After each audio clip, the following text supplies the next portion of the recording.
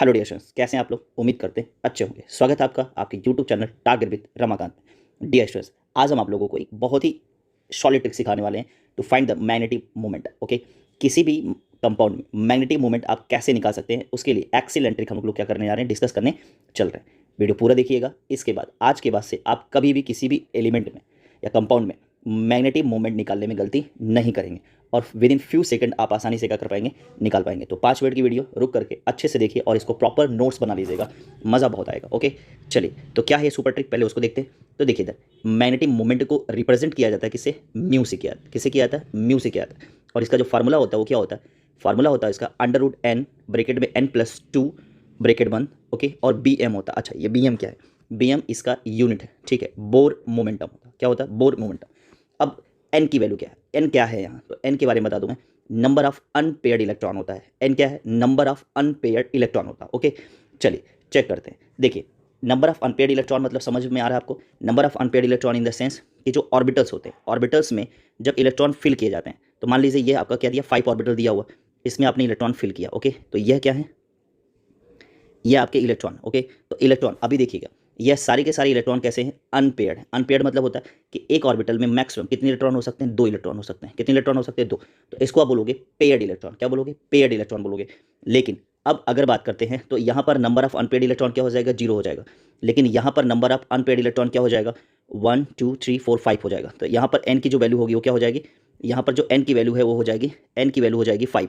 But यहाँ पर N की वैल्यू क्या हो जाएगी, 0 हो जाएगी। क्यों, क्योंकि यहाँ पर अनपेयर्ड इलेक्ट्रॉन नहीं है। अब यहाँ पर अनपेयर्ड इलेक्ट्रॉन हैं, तो यहाँ पर अनपेयर्ड इलेक्ट्रॉन यानी कि एन की जो वैल्यू हो जाएगी क्या हो जाएगी, 5 हो जाएगी। मान लीजिए यहाँ पर मैंने इलेक्ट्रॉन फिल कर दिया, अब एन की वैल्यू कितनी हो जाएगी, 4। मान लीजिए यहाँ पर भी मैंने इलेक्ट्रॉन फिल कर दिया, तो अब एन की वैल्यू क्या हो जाएगी, 3। यानी कि जैसे जैसे ऑर्बिटल्स में 2 इलेक्ट्रॉन होते जाएंगे क्लॉकवाइज और एंटी क्लॉकवाइज, तो उसको पेयर्ड बोलते जाएंगे। और कभी भी ऑर्बिटल्स में जब सिंगल इलेक्ट्रॉन होगा तो उसे क्या बोलेंगे, अनपेयर्ड। तो यह जो एन है वह क्या है, अनपेयर्ड इलेक्ट्रॉन है, नंबर ऑफ अनपेयर्ड इलेक्ट्रॉन है। और याद रखिएगा जो म्यू की जो वैल्यू है, यह नंबर ऑफ अनपेयर्ड इलेक्ट्रॉन से ही क्या की जाती है, निकाली जाती है। ओके, चलिए सिंपल सा ट्रिक देखिए यहाँ पर। कभी भी अगर एन की वैल्यू, कभी भी अगर एन की वैल्यू यानी कि नंबर ऑफ अनपेयर्ड इलेक्ट्रॉन 1 आते हैं, तो मैग्नेटिक मोमेंट की जो वैल्यू होगी कितनी होगी, 1.73 होगी। कितनी होगी, 1.73 होगी। कुल मिला जुला के अगर आप देखें तो एन अगर आएगा तो मैग्नेटिक मोमेंट की value n is equal to 1 है, तो मैग्नेटिक मोमेंट की वैल्यू क्या आएगी, 1 पॉइंट समथिंग आएगी। एन इज इक्वल टू अगर 2 है तो मैग्नेटिक मोमेंट की वैल्यू क्या आएगी, 2 पॉइंट समथिंग आएगी।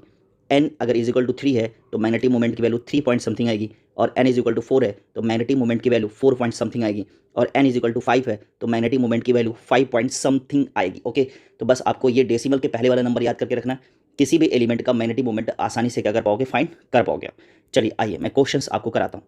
देखिए क्वेश्चन दिया हुआ, find the magnetic momentum and magnetic moment यानी कि mu in the following. Okay, in the following 3 compounds दिए हुए हैं जिसमें आपको क्या करना है, मैग्नेटिक मोमेंट यानी कि म्यू की वैल्यू फाइंड करनी है। 2 मैं आपको सिखा रहा हूँ, बाकी तीसरा आप खुद चेक करिएगा क्योंकि तीसरा आपको खुद ब खुद आ जाएगा।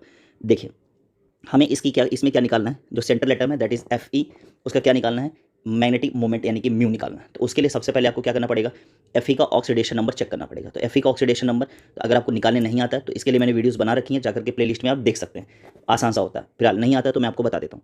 देखिए एफ ई का अगर निकालना है तो क्या करोगे, 4 इंटू क्या हो जाएगा, के लिए +1 का चार्ज होता है, एफ ई के लिए क्या कर दोगे, एक्स कर दोगे आप, और प्लस क्या हो जाएगा 6 into C N, C N का क्या होता है, -1 होता है, इज इक्वल टू क्या लगाओगे, 0। देखिए यहाँ पर अगर कुछ भी नहीं दिया हुआ है, अगर ब्रैकेट के ऊपर कोई चार्ज नहीं दिया तो उसके लगा लगाओगे 0, तो एक्स की जो वैल्यू आ जाएगी क्या आ जाएगी, +2 आ जाएगी। यानी कि एफ ई का जो ऑक्सीडेशन नंबर होगा क्या होगा, +2 होगा। ओके, तो आप चेक कर लीजिए एफ ई का एटॉमिक नंबर 26 होता है।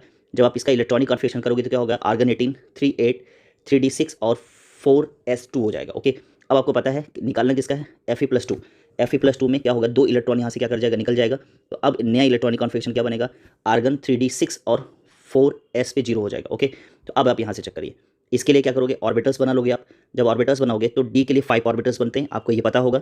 डी के लिए कितने ऑर्बिटल्स बनते हैं, 5 ऑर्बिटल्स बनते हैं। और इन 5 ऑर्बिटल्स में क्या भरे जाएंगे, इलेक्ट्रॉन फिल किए जाएंगे। तो 6 इलेक्ट्रॉन दिया है तो सबसे पहले क्लॉकवाइज इसे फिल कर लेंगे, 1 2 3 4 5। अभी एक इलेक्ट्रॉन बचा है तो उसको यहाँ पर क्या करेंगे, एंटी क्लॉकवाइज फिल कर लेंगे।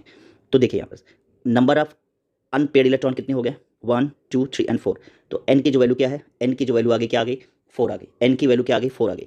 तो जब एन की वैल्यू 4 आ जाएगी तो मैग्नेटिक मोमेंटम मैंने आपको बताया था 4 पॉइंट समथिंग आएगा। तो आपको ऑप्शन में मैग्नेटिक मोमेंट जो है वह क्या बन जाएगा, 4 पॉइंट समथिंग आसान मिल जाएगा और इसी पे क्या कर देंगे, टिक कर देंगे आप। ओके, और अगर आप इसे सॉल्व करना चाहते हैं तो यहाँ से सॉल्व कर सकते हैं। n इज इक्वल टू 4 दिया हुआ, यहाँ से क्या हो जाएगा, mu is equal to formula रख दिया, इसको वैल्यू पुट किया तो √24 आ जाएगा, और √24 की वैल्यू जब निकालेंगे कितना आएगा, mu is equal to 4.89 BM आएगा। क्या आएगा, 8 BM आएगा। अच्छा, मैग्नेटिक मोमेंट जब भी आप निकाल रहे हो तो यूनिट जरूर लिखिएगा, BM यूनिट जरूर लिखिएगा। ओके, चलिए अगले क्वेश्चन की तरफ आगे बढ़ते हैं। अगला क्वेश्चन आप यहाँ से देख सकते हैं, जैसे यहाँ पर देखिए इस क्वेश्चन में निकालना है तो निकल का निकालना, किसका निकालना, निकल का निकालना। तो निकल का एटॉमिक नंबर 28 होता है, और जब इसका ऑक्सीडेशन नंबर निकालोगे तो क्या हो जाएगा, Ni+2 होगा। कितना होगा, एक्चुअल इसका इलेक्ट्रॉनिक कॉन्फिगरेशन कितना है, आर्गन 18 3d8 और sp2। ओके, 2 इलेक्ट्रॉन यहाँ से क्या कर जाएंगे, रिलीज कर जाएंगे, निकल जाएंगे, और नया इलेक्ट्रॉनिक कॉन्फिगरेशन आपका बनेगा ये। ओके, अब यहाँ से आपको क्या करना है, इलेक्ट्रॉनिक कॉन्फिगरेशन से आपको क्या करना है, यहाँ से ले लेना। तो यहाँ से जब आप इसको लोगे तो क्या हो जाएगा, 5 या डी ऑर्बिटल के लिए, डी के लिए 5 ऑर्बिटल्स बनेंगे और इसमें इलेक्ट्रॉन फिल किए जाएंगे, 1 2 3 4 और 5 हो गया, 8 है, 5 हो गया, 6 हो गया, 7 हो गया और 8 हो गया।